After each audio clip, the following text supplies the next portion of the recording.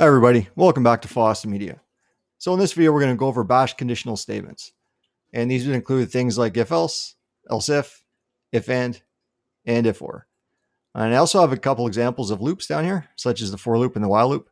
But I think maybe I'll go over those in a different video and just stick with the conditional statements for today. And I also included a user input, and that's just because I have one in almost every example. And in case you don't know, a user input just collects information from the user and stores it in a variable. As you can see right here, I have it in almost every single example. So I think I'll just go over that really quick and get out of the way, and then we can jump in with the conditional statements. And the place I'm going to be copying and pasting all these snippets from today will just be on my website, and that's fossmanmedia.com. And then click on scripts, and then scroll down to the bottom, and then click on examples, and then bash. And that'll bring you to this page right here. So yeah, to start, I think we'll just start off with the user input, get that out of the way.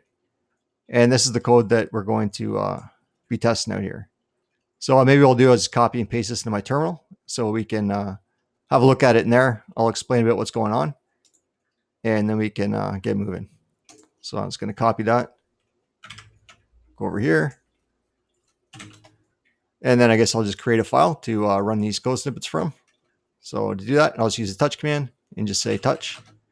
And I guess I'll just call this example.sh. And there it is right there. But now we just have to make it executable, and I'll just use the change mod command to do that. So change mod plus X and the name of the file. And now it's executable. So I guess I'll just open that up in a text editor. Any one will do, but I think I'll use Vim for today. So example.sh. And then I'll go back here and just copy and paste this stuff. Go back here and paste that in. So right at the very top, we have the shebang, and that just points to where the bash interpreter is on the system. Now after that, we have the user input, and this is just going to ask the user to enter in any value. And then after they do that and hit enter, that will get stored in this variable right here called any value. And then we're just going to print out that value to the user right here. So we're just going to echo out value entered, and then we're going to print out whatever the user entered up here. So with all that in there, I'll just save and quit out of here. And then to run it, because we're going to be running it within this current working directory, we can use the // and just say example.sh. And I'm just saying to enter in any value. So I'll say some stuff.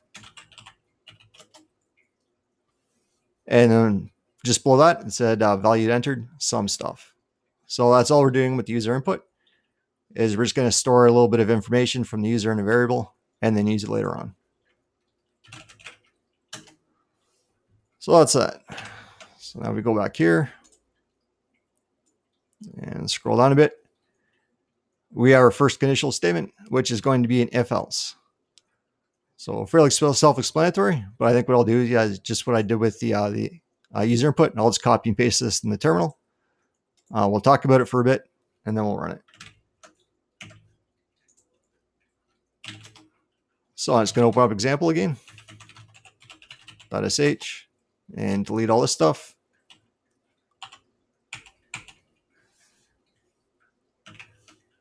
And then paste in this stuff.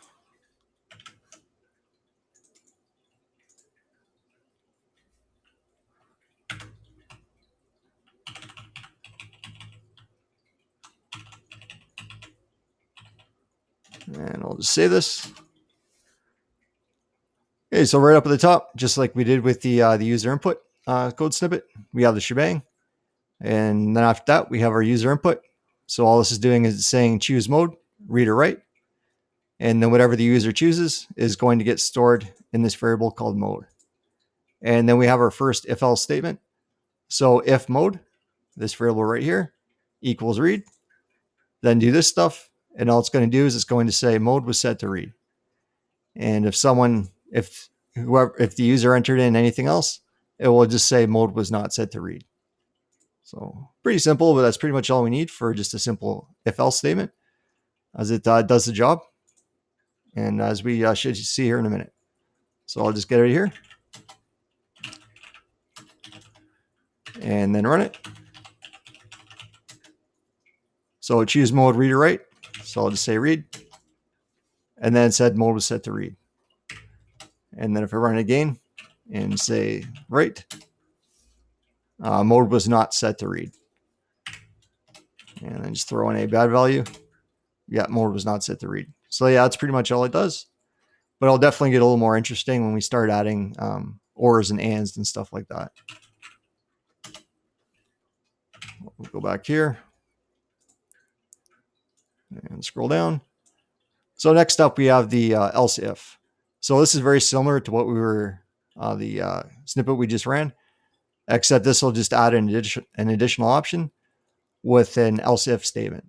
As you can see here, it's obviously not else if though. It's just called elif, I guess you pronounce it, ELIF. And you can just think of that as else if.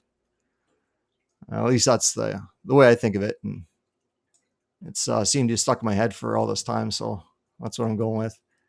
But yeah, I'll just copy all this stuff, go back to the terminal, and then open up example again, and delete all this stuff, and paste in this stuff, and then I'll explain it a bit. So we got our shebang up at the top. We got our user input that's saying choose mode, read or write, and then it stores that information in mode.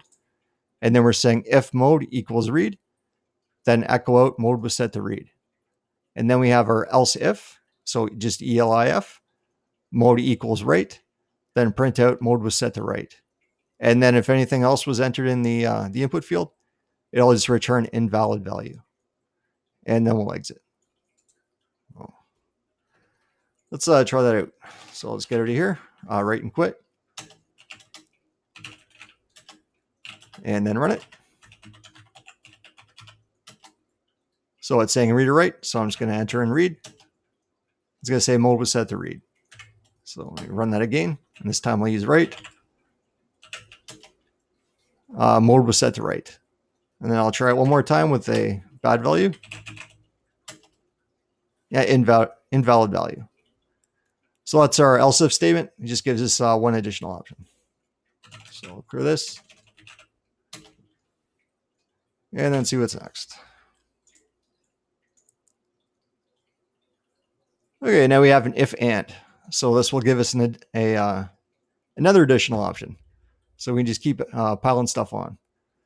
But yeah, a little hard to explain right here. So yeah, I think what I'll do is just copy and paste to the terminal and explain it there. So let's open up example again. And delete all this. And paste all that stuff in. And yeah, maybe I just talk about it for a minute. Okay, we got the shebang again at the top. This time we have two user inputs, one for username and one for a password. So it's just going to prompt the user to enter a username. Oh, in case you're not sure too, the dash n here beside the echo is just so that the prompt stays on the same line. So if you didn't have that dash n in there, when it echoed out username, the prompt would be below it. This way it just stays beside it. But yeah, we have two variables we have to take care of. One is username and one's password. So after the user is prompted to enter in a username, that information will get stored in username.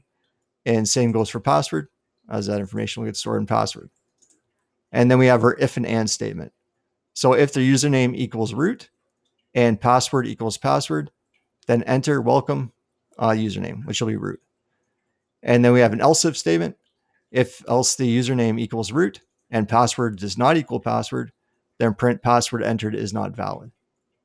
And then we have an else at the very end. So if all this other stuff fails, this is what will happen. It'll say only root has access. This incident will be reported. So if anyone else tries to log in other than root, they'll get the else message here. But if they get a successful login, it'll say welcome root. And if they get an unsuccessful one, it'll just say the password entered was not valid. Yeah, so let's run that and see what happens here. So I'll just write and quit. And then to run it, // example.sh. And then I just ask for username, so I'll type in root and then password. And it says welcome root. So let's try that again with a bad password. So we'll say root, bad password. Password entered is not valid. And try once more. And instead of root this time, I'll put in anybody else. And then for password, I'll even say use the right password. It says only root has access. This incident will be reported.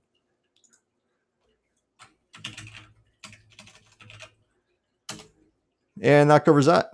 So let's jump back here.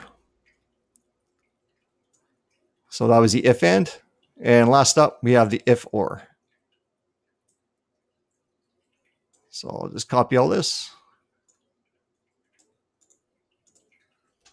Go back to the terminal. Open up our document again. And delete all this stuff. And paste in this stuff.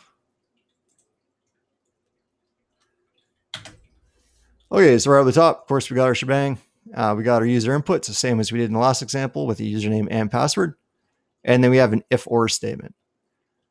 So right here, it says if username equals root or username equals tux and password is password, then print out welcome, whatever the username is, whether it's root or tux. And then we have an else if right here. So else if username equals root or username equals tux and password is not password, then print out password entered is not valid.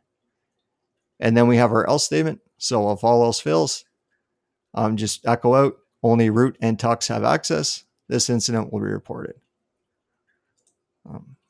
So yeah, I guess with the or operator there, it gives us yet another option to also validate a username as well as the password as to a specific user, whoever's trying to log in. I'm sorry, I don't think that makes much sense, but let's just run it and see how it goes. So I'm just going to write and quit. And yeah, and then run it. So // example.sh. So I'll try root first with password.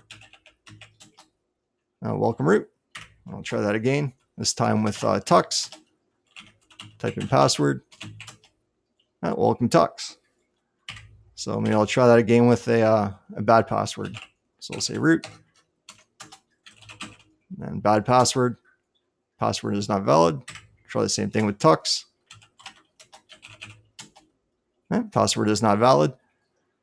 And maybe now let's try a different user. So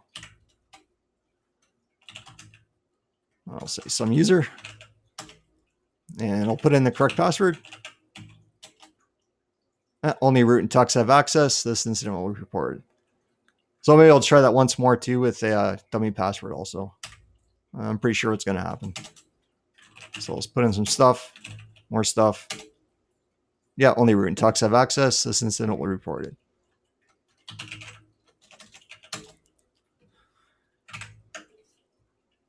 And as far as conditional statements goes, I think that's about it.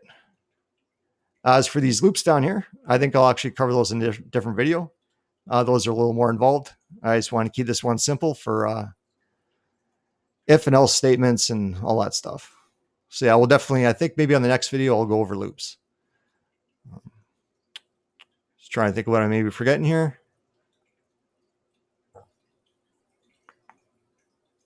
But yeah, I think that's it.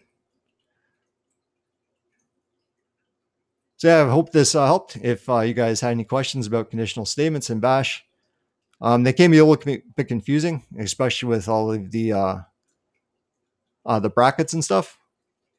If you're not used to Bash, like getting all these brackets right, if they're not a certain way, things will go bad pretty quick. But it just takes a little bit of playing around with. And I think after you get used to it, it'll come pretty quick to you.